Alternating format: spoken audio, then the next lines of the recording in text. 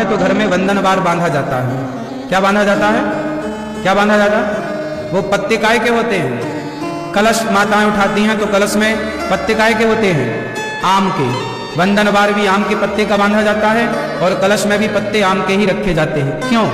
कोई सवाल कर दे कि आम के पत्ते ही कलश में क्यों और बंधनवार में आम का ही प्रयोग क्यों? अशोक का भी प्रयोग होता है पर विशेष आम के पत्ते ही बांधे जाते हैं। तो आम के पत्ते क्यों? क्योंकि आम काम को नाश करने वाला है। आम के वृक्ष पर ही कामदेव बैठे थे और शंकर जी ने उसी पर शंकर जी ने काम को जलाया। तो आम का जो वृक्ष है, जो आम की पॉजिटिविटी है, वह काम को समाप्त करने वाली है। इसलिए आम का वृक्ष देखने से, आम का दर्शन करने से, आम के पत्तों को देखने से, इसलिए जब यज्ञ होता है तो यज्ञ में भी समिधा जो लकड़ियां हैं वह आम की ही प्रयोग होती है। यज्ञ में कौन सी लकड़ी प्रयोग होती है? आम की। क्यों? क्योंकि आम काम को नष्ट करने वाला है। आम के वृक्ष पर बैठा काम तो जल के भस्म हो गया। आम के पेड़ पर बैठा काम तो जलकर भस्म हो गया। तो आम काम को जलाकर भस्म कर देता है। इसलिए आम की लकड़ी और आम का बंधनवार पत्ते का बड़ा प्रयोग होता है। तब से काम डरता है आम पर बैठने से। तब से काम डरता है आम की डाल पर। काम डरने लगा कि भाई यहां बैठा था मैं, खत्म। जब कामदेव जला तो शंकर जी की आंख तो खुली, ध्यान तो टूट गया। पर ध्यान किसके कारण टूटा? ध्यान दो जगह पर टूटता है। या तो देखो, शंकर जी ने विवाह किया पार्वती से, तो विवाह किसके प्रभाव से किया? काम के प्रभाव से कि राम के प्रभाव से? शंकर जी काम को जलाकर राख कर चुके हैं तो काम का तो प्रभाव हो गया खत्म। शंकर जी ने विवाह तो किया है लेकिन पहले किसको जलाया? काम को जलाया। मानो शंकर जी कहते हैं कि गृहस्थ आश्रम में प्रवेश करो तो काम वासना की पूर्ति के लिए नहीं, राम की उपासना के लिए विवाह करो। काम को जलाकर विवाह करो। पहले शंकर जी ने काम को जलाया फिर विवाह किया। काम के प्रभाव से नहीं, राम के प्रभाव से। क्योंकि पत्नी सहयोगी है। अभी एक है, एक से भले दो, तो दो होंगे तो दोनों एक दूसरे को रोज भगवान का गुणगान सुनाएंगे। इसी बहाने दोनों के मुख से भगवान की कथा निकलेगी, दोनों भगवत चिंतन करेंगे। इसी तरह गृहस्थाश्रम होता है कि हम दिन भर पत्नी को भगवान के बारे में बताएं, पत्नी भगवान की चर्चा करे। इन्हीं अच्छी बातों में, अच्छी चर्चा में दिन रात बीते। इसलिए विवाह होता है एक से भले दो। तो विवाह शंकर जी के पास जब कामदेव आए, जला करके शंकर जी ने भस्म किया, तब कामदेव की पत्नी रति आ गई, रोती हुई, हे शंकर जी, आपने हमारे पति को जलाकर भस्म कर दिया, अब हम कहां जाएं? तब शंकर जी ने कहा कि अभी तक तुम्हारे पति शरीर से थे, अब बिना शरीर के प्रभावशाली रहेंगे। इन्हें द्वापर में कृष्ण का पुत्र बनने का सौभाग्य मिलेगा, तब तुम्हारा इनसे पुनः विवाह संपन्न होगा। जिन कामदेव को शंकर जी ने जलाया, वही कामदेव द्वापर में श्री कृष्ण के पुत्र बनकर, प्रद्युम्न बनकर के प्रकट हुए और रति से विवाह किया था। तो शंकर जी ने जिन कामदेव को जलाया वही बाद में प्रद्युम्न कहलाए, भगवान कृष्ण के बड़े पुत्र। रति उनकी पत्नी, उनसे विवाह हुआ। अब शंकर जी का ध्यान हो गया भंग। तब भगवान विष्णु प्रकट हुए, शंकर जी से कहा, शंकर जी आप विवाह कर लो। देखो, शंकर जी विवाह करने, ये बात कौन कह रहा? भगवान श्रीमन नारायण। हे भोलेनाथ आप विवाह कर लो। क्यों? क्यों करने? हमारी आज्ञा है। अच्छा, सती दक्ष के यज्ञ में जलकर भस्म हो चुकी थी, तो सती बन गई पार्वती, और हिमालय की बेटी बनकर पार्वती ने छोटी सी उम्र में जंगल जाकर के तपस्या करनी शुरू कर दी। और माता पार्वती ने 10,000 वर्षों तक बिल्व पत्र खाकर, कौन सा पत्र खाकर? बिल्व पत्र खाकर जंगल में तपस्या की। और जब सप्तऋषि गए तो सप्तऋषि ने कहा पार्वती जी से कि आप किनसे विवाह करना चाहती हैं? माता ने कहा, जन्म कोटि लगी रगर हमारी, बरऊं शंभु न तरहूं कुमारी। मैं शिव से विवाह करना चाहती हूँ। सप्तऋषियों ने कहा कि देवी, शंकर जी से विवाह ना करो, वो तो मृगछाला पहनते हैं, भस्मी रमाते हैं, उनका पहनने का भी कोई ठिकाना नहीं, रहने का ठिकाना नहीं, बहुत अच्छा नहीं है उनका जीवन। आप भगवान विष्णु से विवाह कर लो, आप कहो तो मैं आपकी बात विष्णु जी से कराऊं और उनसे विवाह कर लो, क्योंकि वो बहुत सुंदर है। तो माता पार्वती ने मना कर दिया। हे ऋषि, माना कि भगवान विष्णु में लाख गुण है, माना कि शंकर जी अवगुण की खान है, फिर भी महादेव अवगुण भवन, विष्णु सकल गुण खान। महादेव अवगुण भवन, विष्णु सकल गुण धाम। जेहि कर मनोरम जाहि सन, तेहि तेहि सन काम। पार्वती मैया ने बढ़िया बात कही कि माना कि भगवान विष्णु में लाख गुण हैं, शंकर जी में अवगुण हैं, फिर भी मैं विवाह करूंगी तो शंकर जी से करूंगी। अच्छा, सप्तऋषि तो परीक्षा ले रहे थे ना उनके मन की कि आप कहीं विचलित तो नहीं हो जाएंगी। तब पार्वती मैया विचलित नहीं हुई। तब भगवान शंकर को सप्तऋषियों ने मैसेज दिया कि आप उन्हें स्वीकार करिए, वो आपके सिवा किसी को पति रूप में नहीं चाहती। जब माता पार्वती ने 10,000 वर्षों तक बिल्व पत्र खाकर तप की, तब शंकर जी प्रकट हुए और शंकर जी ने उन्हें स्वीकारा और कहा कि देवी, आपने बिल्व पत्र खाकर मेरी आराधना की, आज से मैं बिल्व पत्र को स्वीकारूंगा। तब से भगवान शंकर को बिल्व पत्र चढ़ने लगी। बिल्व पत्र बहुत प्रिय है, क्योंकि माता पार्वती ने इसे खाकर, पत्ते खाकर 10,000 वर्ष गुजारे थे, इसलिए शंकर जी को बिल्व पत्र चढ़ती है। अब शंकर जी के विवाह की तैयारियां शुरू हुई। तारीख निश्चित हुई आज की, मतलब शिवरात्रि की। यह जब तारीख निश्चित हुई तो शंकर जी का श्रृंगार होने लग गया। शिवहि शंभुगन करहि सिंगारा, जटा मुकुट अहि मोर सवारा। शंकर जी का श्रृंगार हुआ। कैसा श्रृंगार हुआ? जटाओं का मुकुट बनाया गया, जूड़ा बनाया गया, बालों को ऐसे मिला के एक जूड़ा बनाया और उसमें एक छोटा वाला सांप बिठा दिया, सांप से बांध दिया, क्योंकि गैटिस वैटिस आप लोग आज प्रयोग करते हैं ना। अब शंकर जी कहां गैटिस ढूंढे, तो सांप कोई गांठ मार के बिठा दिया, तुम बैठ गया। कुंडल कंकन पहिरे ब्याला, है ना। शंकर जी सांपों के ही कुंडल और कंकन, सांप यहां बिठाए हैं, सांप गले में लटकाए हैं। बिच्छू आ गई, बिच्छी, हे भोलेनाथ, सांप को आपने श्रृंगार स्वीकार किया, हमारे पास भी थोड़ा जहर है, हमें भी स्वीकार कर लो। शंकर जी बोले, आ जाओ, हमारे कान में लटक जाओ। तो एक डंक मारा, कान भी छिड़ गया और लटक गई बिच्छी, बढ़िया बाला बन गई, है ना।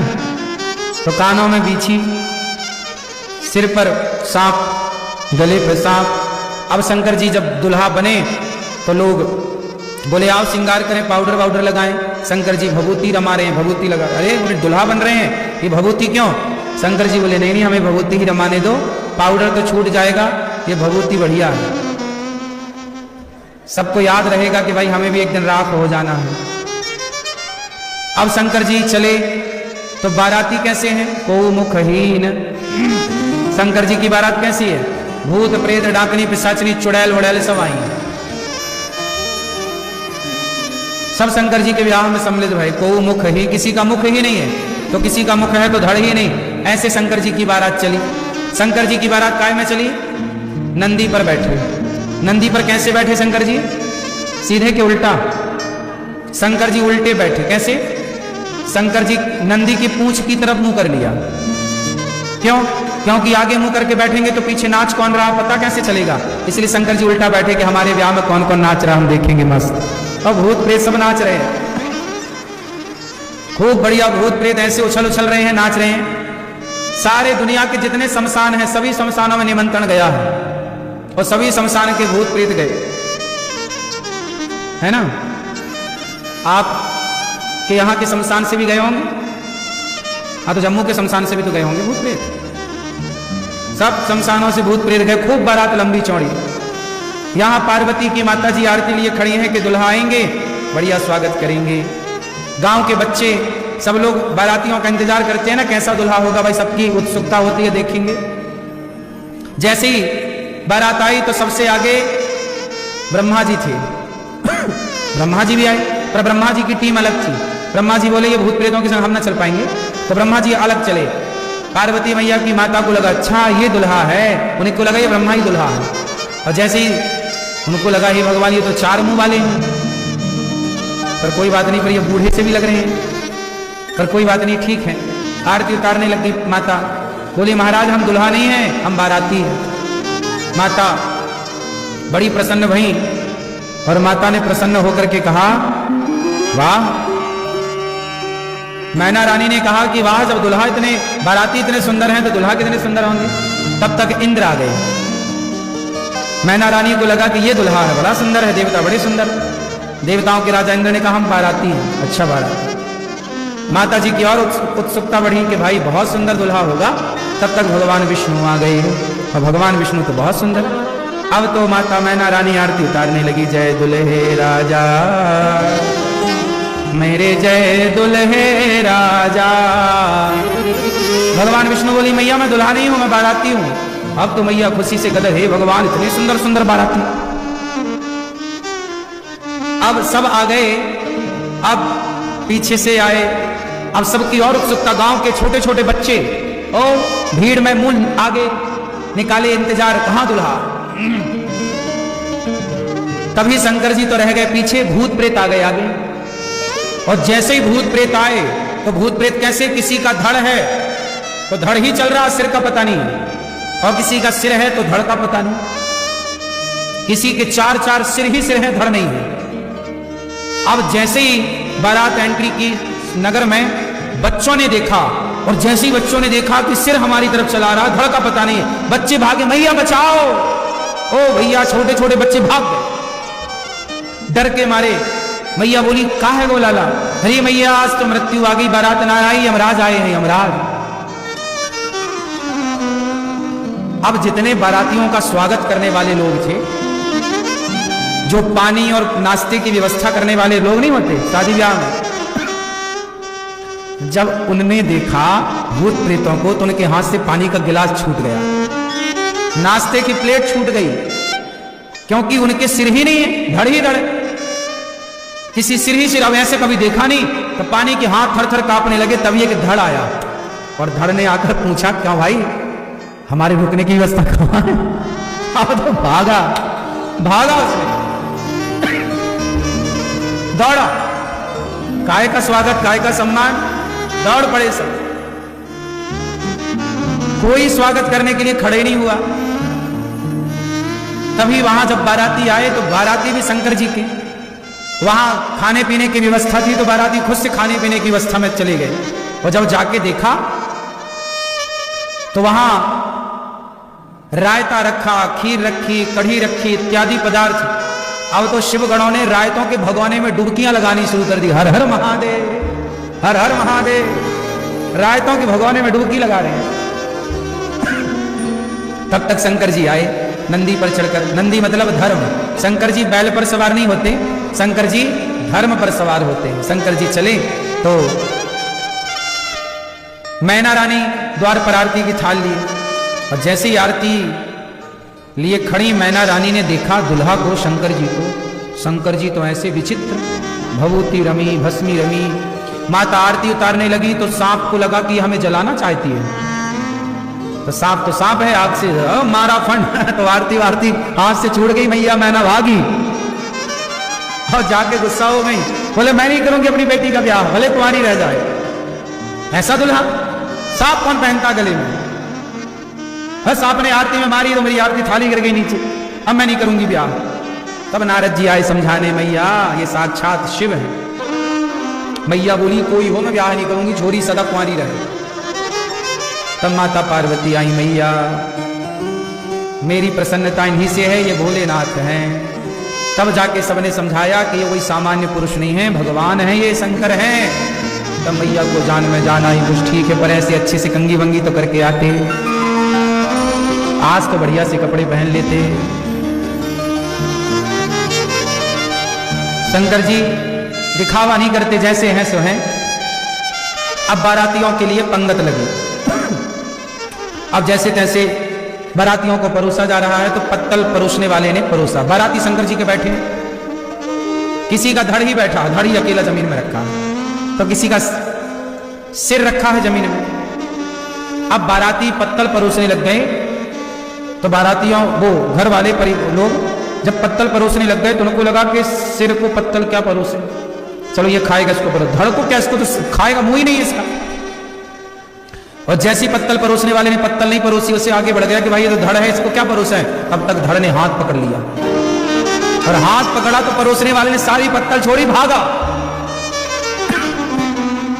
वो पत्तल परोसने वाला परोस रहा है और थर थर थर थर कांप रहा है।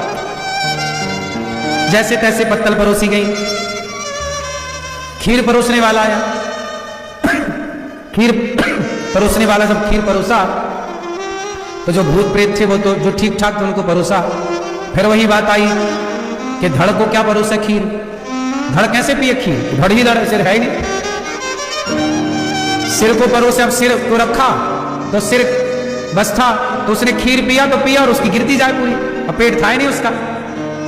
तो वही इस तरह से भगवान शिव के गणों की जैसे तैसे सेवा हुई। अब मंडप के नीचे शंकर जी गए। तभी नेंग मांगने वाली एक मैया जो नेंग मांगती है मंडप के नीचे, हमें नेंग दो, हमारा नेंग कहाँ है। शंकर जी बोले बड़ा वाला नेंग लोगी छोटा वाला, बोली बड़ा। तो शंकर जी ने गले का सांप बड़ा वाला उतार के उसकी झोली में डाला, और जैसी डाला भागी, दोबारा शादी में दिखी नहीं पूरी शादी में, पूरी शादी में नहीं दिखी वो नेंग मांगने वाली, बड़ा सा सांप शंकर जी ने डाल दिया। ऐसे शंकर जी जस दुल्हा तस बनी बराता, जैसे दुल्हा वैसे ही बारात, ऐसी शंकर जी की बारात पार्वती मैया के संग विवाह आज की ही रात को संपन्न हुआ। इसलिए कहा जाता है कि आज की रात को बड़ी पॉजिटिविटी रात है, ये आने वाली जो आज की रात को जागने का भी बड़ा महत्व है। भगवान शिव की आराधना करके अपने भगवान शिव से कहा जाए कि हे भोलेनाथ, जैसे आप सदा भगवान नारायण का ध्यान करते हैं, हम भी भगवान नारायण का आपकी तरह सदा ध्यान कर पाए, ऐसी कृपा हम पर भी करो, ऐसी शक्ति हमें भी दो। बोलिए शंकर भगवान की जय। जय श्री राधे श्याम सच्चिदानंद रूपाय विश्वोत्पत्त्यादि हेतवे तापत्रय विनाशाय श्री कृष्णाय वयं नमः। सच्चिदानंद रूपाय, भगवान कैसे हैं? सच्चिदानंद, भगवान सच्चिदानंद स्वरूप है। भगवान कैसे हैं? सतचित आनंद। विश्वोत्पत्त्यादि हेतवे, भगवान क्या करते हैं? विश्व की उत्पत्ति, पालन और संहार। अच्छा, ऐसे भगवान को राधा सहित श्री कृष्ण को हम नमस्कार करते हैं। भागवत आज आप लोग सुनने आए हैं। भागवत क्यों सुनी जाती है? किसने सुनाई, किसको सुनाई? भागवत का मतलब क्या है? भागवत किसे कहते हैं? आपको पता है भागवत किसे कहते हैं? नहीं मैया, आपको पता भागवत किसे कहते हैं? भगवतः आगतम भागवतम, जो भगवान से प्राप्त हुई हो, जो ज्ञान भगवान से प्राप्त हुआ है, भगवान से प्राप्त ज्ञान को भागवत कहते हैं। जिसमें भक्त और भगवान की कथा हो उसे भागवत कहते हैं। भा मतलब भाग, जिसके सुनने से भाग्य उदय हो जाए, भाग्य खुल जाए, वो भागवत है। भागवत, भा से भाग्य खुल जाए, गा से ज्ञान बढ़ जाए, वा से बल बुद्धि बढ़ जाए, और ता से तकदीर बदल जाए। जो तकदीर बदल दे, भाग्य जगा दे, बल बढ़ा दे, ज्ञान बढ़ा दे, उसे भागवत कहते हैं।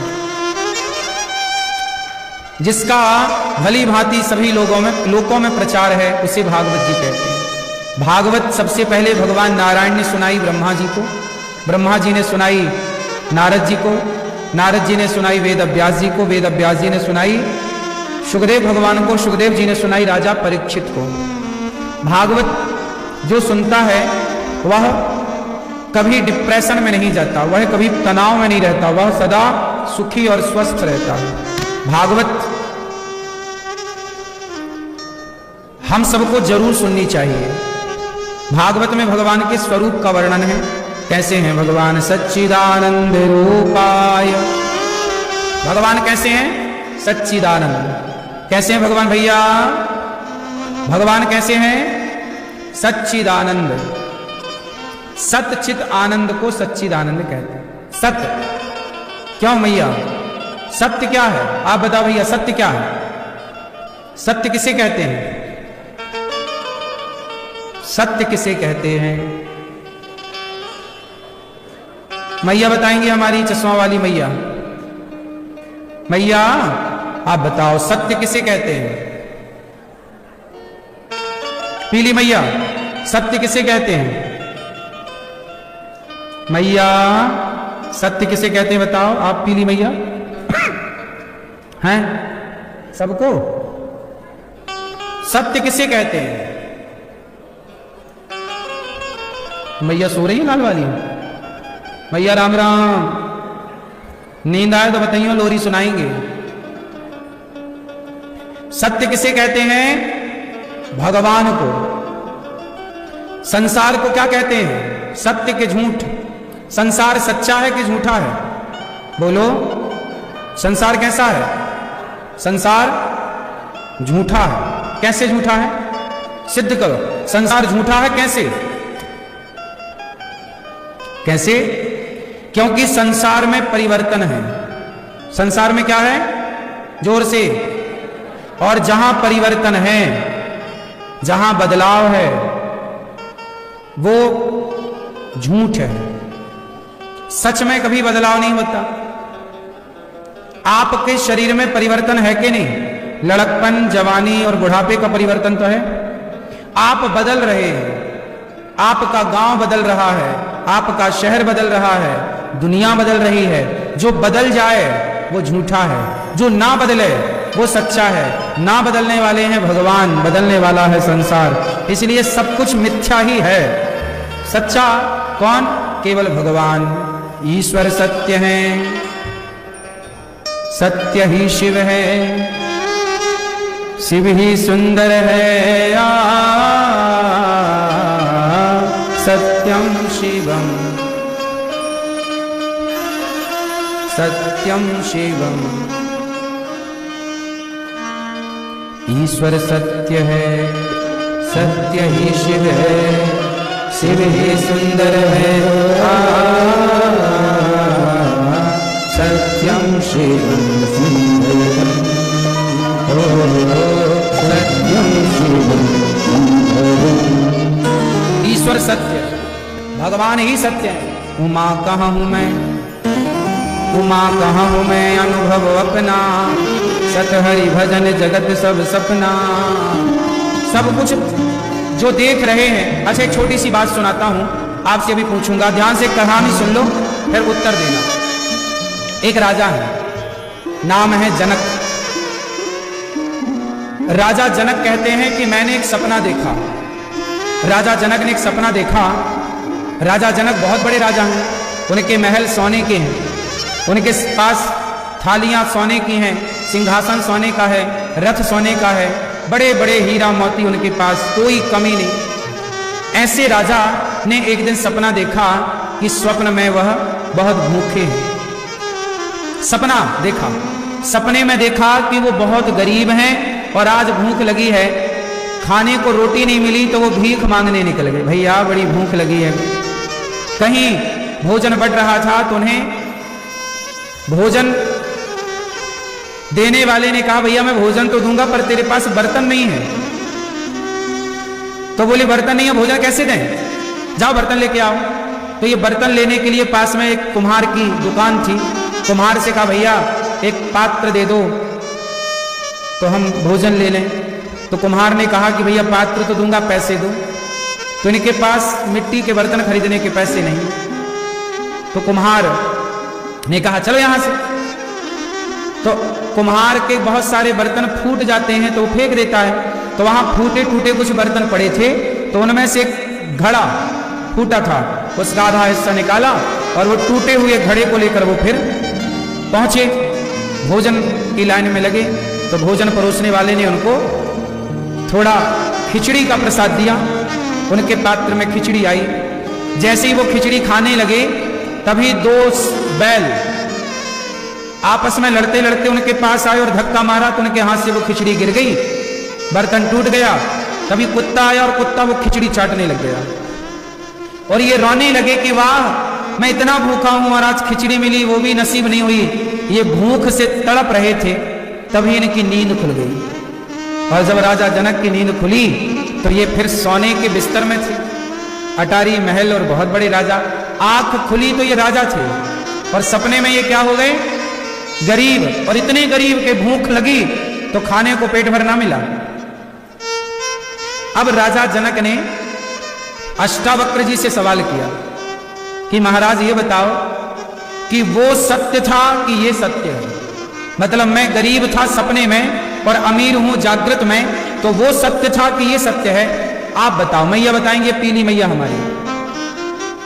राजा जनक ने जो देखा कि वो गरीब थे, आंख बंद थी, सो रहे थे, सपने में वो गरीब बने, रोटी नहीं नसीब हुई, आंख खुली तो वो राजा थे। क्या सत्य है, जो रात को देखा आंख बंद करके वो सत्य था, या जो आंख खोल के देख रहे हैं ये सत्य है? मैया बताओ क्या सत्य है? जो रात को देखा सपने में वो सत्य है, और जो आंख खोल के देख रहे हैं वो सत्य नहीं है। पीली मैया बताओ, मेरी माँ है, दोनों सत्य है। हाँ मैया बताओ, चश्मा वाली मैया मेरी प्यारी माँ, कौन सत्य है? राजा जनक ने जो आंख बंद करके स्वप्न देखा वो सत्य है कि आंख खोल के जो देख रहे हैं ये सत्य है? बोलो, आंख खोल के जो देख रहे हैं वो सत्य है। पीछे वाले भैया बताएंगे, 3 भैया बैठे, तीनों बताओ क्या सत्य है? जो सोकर देखा, गरीबी देखी, वो सत्य है? आप बताओ। जो आंख खोल के देखा वो सत्य। मैया क्या बोलती तू, क्या सत्य है? आंख खोल के देखा। पीछे के भक्त बताओ क्या सत्य है? सुनो, जब राजा जनक ने अष्टावक्र जी से पूछा कि महाराज बताओ, मैं आंख बंद करके जब सोया और जब नींद में गया तो मैं बहुत गरीब बना, रोटी नहीं मिली, भूखा छटपटाता रहा, लेकिन जब आंख खुली तब मैं राजा था। तो बताओ वो सत्य है भूख में छटपटाना, या ये सत्य है कि मैं राजा हूं? तब अष्टावक्र जी ने कहा महाराज, ना तो वो सत्य है जो आंख बंद करके देखा, ना तो ये सत्य है जो आंख खोलकर देखा, दोनों ही झूठ है। दोनों ही, फर्क इतना है कि दोनों ही सपने हैं।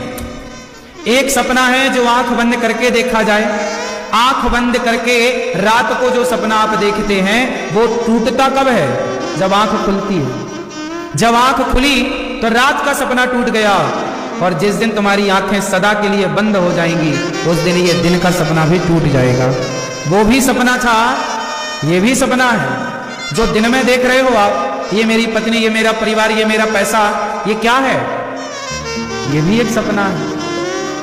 एक दिन आपकी आंखें जिस दिन बंद हो जाएंगी ना, फिर आप ना कह पाओगे कि ये मेरा। दोनों क्या है? बोलो, दोनों सपना है। उमा कहाँ हूं मैं अनुभव अपना, सत हरि भजन जगत सब सपना। सब कुछ सपना है। फर्क कितना है कि रात के सपने को हम आंख बंद कर कर देखते हैं और दिन के सपने को आंख खोल कर देखते हैं। अंतर बहुत ज्यादा नहीं है। ना रात के सपने को आप पकड़ सकते हैं ना दिन के सपने को पकड़ सकते हैं। किसे पकड़ना है बताओ? एक काम करो, आप किसी को पकड़ लो कस के। खोया, सुनो, आपने मैया लड़कपन खोया है। क्या खोया? बोलो, आपने क्या खोया? अपना लड़कपन। फिर आपने अपनी जवानी खोई। क्या खोए? जवानी। लड़कपन खोया, जवानी खोई, और अब बुढ़ापे में बैठे हो। किस पे बैठे हो? और एक दिन ये बुढ़ापा भी आपके हाथ से ऐसे ही निकल जाएगा जैसे बालू को, रेत को कस के पकड़ो तो रेत के कण अपने आप मुट्ठी से छूट जाते हैं, फिसल जाते हैं। ये संसार, ये समय ऐसे ही निकल जाएगा। क्या खोया? आपने समय खोया, लड़कपन खोया, जवानी खोई, बुढ़ापा खो रहे हो। क्या पाए? आप कहते हो मैंने बच्चे पाए, तो बच्चे तो कुत्ते भी पाते हैं, बच्चे तो सुअर भी पा जाते हैं, सुअर के भी बच्चे होते हैं, बच्चे तो पक्षी भी पा जाते हैं। किसके बच्चे नहीं होते बताओ? मच्छर के भी बच्चे होते हैं। क्या पाए? सांसारिक सुख पाया। सांसारिक सुख कौन नहीं पा रहा है? सुअर भी पा रहा है, गधा भी पा रहा है, भोगों का सुख। क्या पाए आप? पैसा पाए। पैसे पाके तुमने क्या पाया? नाम, इज्जत। लेकिन ये नाम इज्जत सब एक दिन कहने की बातें हैं। मैं बड़ा सम्मान का हूं, बड़ी इज्जत पाई, बड़ा नाम पाया। चलो नाम भी पाई, इज्जत भी पाया, तो नाम इज्जत पाके भी क्या हुआ? जय जयकार हो गई, 10 लोगों ने आपको अच्छा अच्छा जय जयकार, वाह क्या बात है, आपने इतना, क्या हो जाएगा इससे? 4 लोग आपकी तारीफ कर देंगे, तो 4 लोग तारीफ करें इसके लिए तुमने इतनी मशक्कत की, 4 लोग तुम्हारी तारीफ करें इसलिए तुमने इतना कुछ किया, अपनी प्रशंसा सुनने के लिए तुमने इतना कुछ किया। इससे मिलेगा क्या? क्या पाया तुमने? इसलिए अभी आप लोगों की गाड़ी घाटे में चल रही है। आप लोगों की गाड़ी अभी घाटे में चल रही है। क्यों मैया? घाटे पे हो कि फायदे में हो? बोलो। अब तो देखो आपके आंखों में भी कमजोरी आ गई, कमर में भी कमजोरी आ गई। पहले 10 रोटी पचा लेते थे, अब 2 नहीं पच रही हैं। पेट में भी कमजोरी है। पहले आप दौड़ जाते थे, अब दौड़ा नहीं जा रहा है। मतलब शरीर भी धीरे धीरे आपको टाटा कह रहा, टाटा। क्यों मैया? शरीर भी अब आपको क्या कह रहा है? टाटा बाय बाय कह के ये भी खिसक लेगा शमशान की तरफ। क्योंकि शरीर का स्थान है शमशान। शरीर का ठिकाना कहां है? ये है इसका असली मुकाम। हम आपसे ये पूछ रहे हैं, आपने क्या पाया? नहीं बता पाए। क्या खोया? मैंने तो बता दिया, जवानी, लड़कपन, सब कुछ खोया आपने। आंखों की रोशनी खो दी, शक्ति खो दी, अपनी एनर्जी खो दी। पाए क्या? क्या पाए? क्या मिला आपको मैया? क्या मिला? कुछ नहीं मिला। बच्चे मिले, परिवार मिला, ये तो सबको मिल रहा है। क्या पाने आए हो? चलो ये बताओ। अब क्या पाना है तो सुनो। क्या पाया? अभी तक नहीं मिला, अब मिल जाएगा। क्या पाना है? जिसने भगवान को पा लिया। पा लिया मीन्स जिसका मन भगवान में लग गया, जिसने प्रभु को पा लिया। मीरा ने किसे पाया?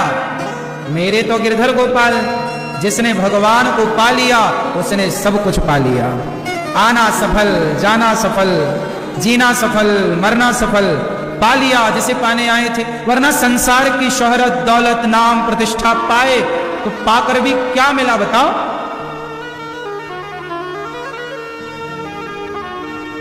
बड़े पैसे वाले टाटा बिड़ला, टाटा जी अभी चले गए, नाम भी पाए, पैसे भी पाए, पर सब कुछ पाके भी क्या पाए? मीरा ने पा लिया। पायो जी मैंने, पायो जी मैंने राम रतन धन पायो। पायो जी मैंने पा लिया। किसने? मीराबाई।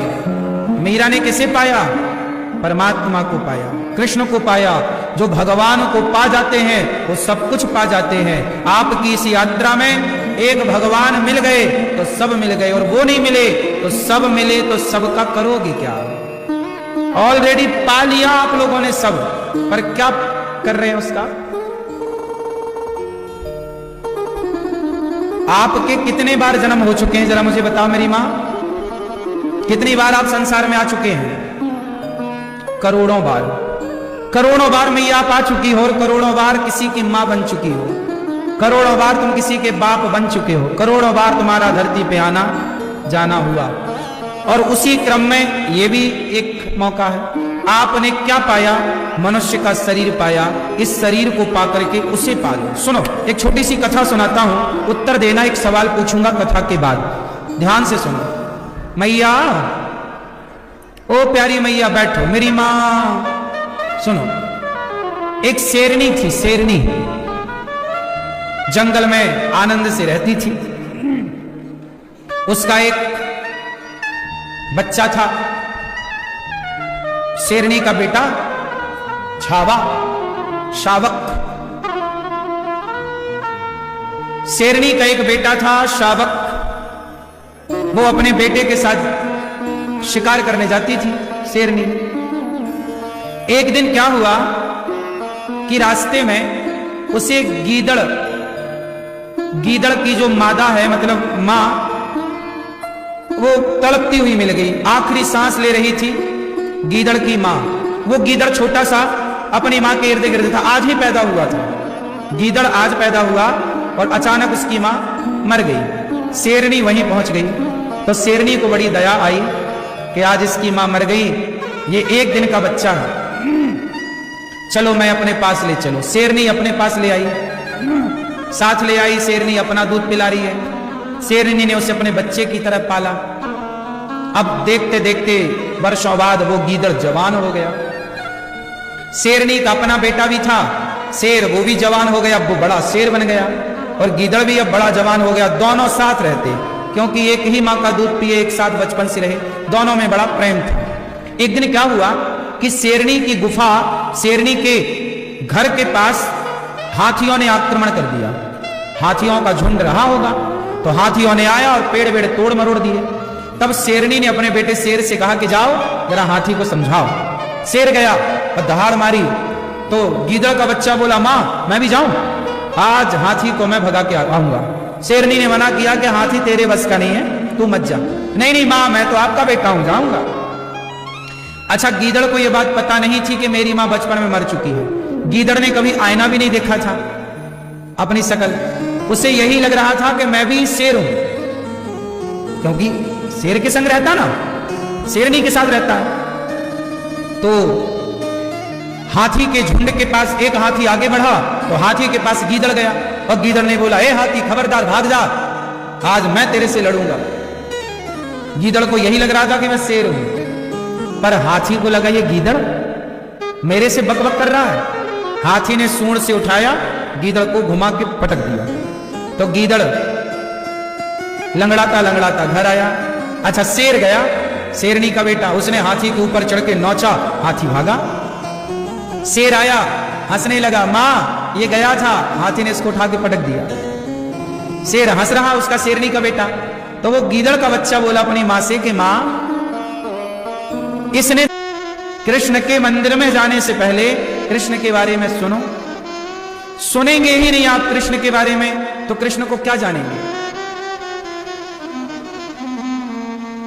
रावण राम के बारे में नहीं सुनना चाहता तो नहीं जान पाया। कृष्ण को अर्जुन जान पाए, अर्जुन जान गए, दुर्योधन नहीं जान पाया। क्यों? क्योंकि दुर्योधन सत्संग नहीं करता, दुर्योधन कुसंग करता है। क्या करता है? शकुनी का इत्यादि लोगों का कुसंग करता है दुर्योधन। भगवान को जान कौन पाएगा? कुसंग करने वाला नहीं, सत्संग करने वाला ही भगवान को जान पाएगा। इसलिए भगवान को जानना है तो सत्संग करिए, कुसंग से बाहर आइए। बात समझ में आई मेरी मां? इसलिए रोज सत्संग करो। एक घड़ी आधे घड़ी आधे की पुनियाद, तुलसी चर्चा राम की हरहि कोटि अपराध। थोड़ा ही सही सत्संग अवश्य करना चाहिए। संगति अच्छी हो तो सब अच्छा है। बात समझ में आई कि नहीं?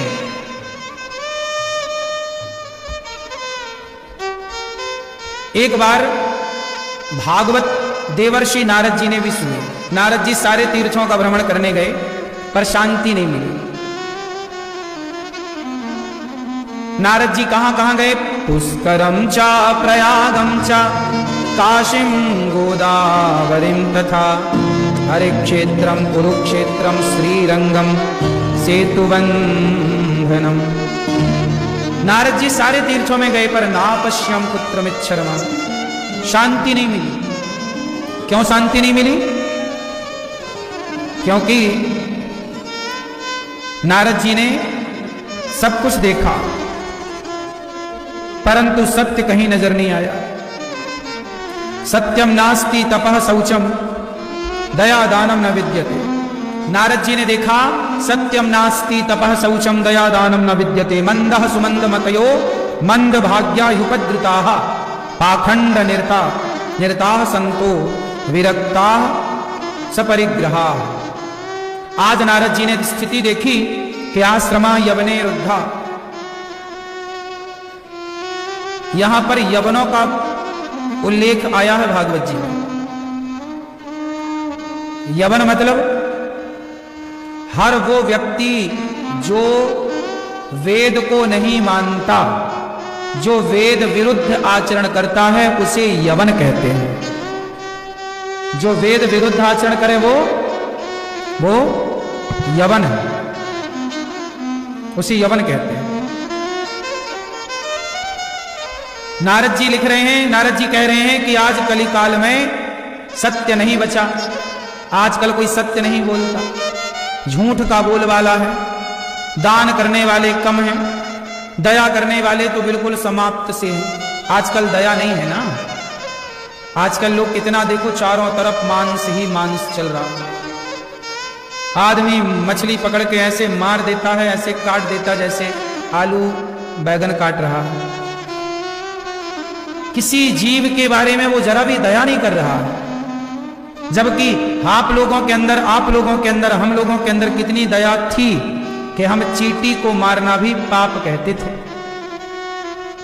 जो हिंदू चींटी को मारना पाप कहता था, आज यदि वही हिंदू मछली खाने लग जाए, मुर्गी के पंख नोचने लग जाए, तो क्या ये सही है? क्या ये जीव हत्या सही है? आप लोगों से पूछ रहा हूं, बताओ। क्या अपने स्वाद के लिए किसी मुर्गी के पंख नोचे जाने चाहिए? बोलो, कैसा स्वाद बना लिया है तुमने अपने जिह्वा का? ऐसा स्वाद क्यों? जिह्वा मांस की आदि क्यों हो? मांस तो पशु पक्षियों के लिए है। ईश्वर ने आपको शाकाहारी बनाया है कि जन्मजात मांसाहारी? बताओ, मनुष्य जन्मजात मांसाहारी है कि जन्मजात शाकाहारी है? बोलो, कैसे? क्या प्रमाण है आपके पास कि मनुष्य जन्मजात शाकाहारी है? मनुष्य शाकाहारी है, इसके क्या प्रमाण है? चश्मा वाले भैया बताएंगे। मनुष्य जन्मजात शाकाहारी है कि मांसाहारी है? हाँ? बोलो, शाकाहारी। क्या प्रमाण है? हैं? हाँ, सुनो, मनुष्य जन्मजात शाकाहारी है। इसका प्रमाण है कि जो मांसाहारी जानवर हैं या मांसाहारी पक्षी हैं, वो जन्म से ही मांस खाने लग जाते हैं। हाँ या ना? बोलो हाँ। जैसे चिड़िया का बच्चा जन्म से ही मांस खाने लग जाए, उसकी मैया ले आती है दाना और उसके मुंह में डालती है। शेर का बच्चा जन्म से ही मांस खाता है। गीदड़ का बच्चा जन्म से ही, कुत्ता जन्म से ही। बोलो हाँ। मनुष्य का बच्चा, चाहे अमेरिका का बच्चा हो, चाइना का बच्चा हो, जर्मनी जापान का बच्चा हो या हिंदुस्तान का, बताओ, आपका बच्चा जन्म से ही मांस खाता है? चलो, शेरनी का बच्चा तो दूध पीता है, उसके बाद जब दूध छूटता है तो क्या खाता है शेर का बच्चा?